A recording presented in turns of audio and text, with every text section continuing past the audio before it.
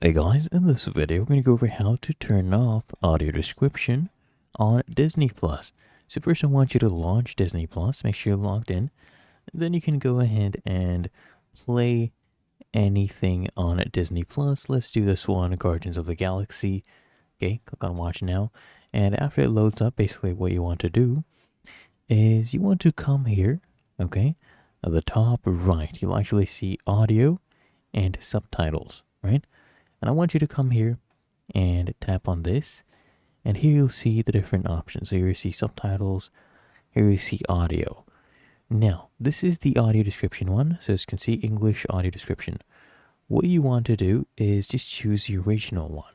As you can see, English original. And as soon as you see that, and you go ahead and play the video, you will see that you have turned off audio description on Disney Plus. It will be that easy. If you found this helpful, make sure you smash that like button and subscribe to App Mentor.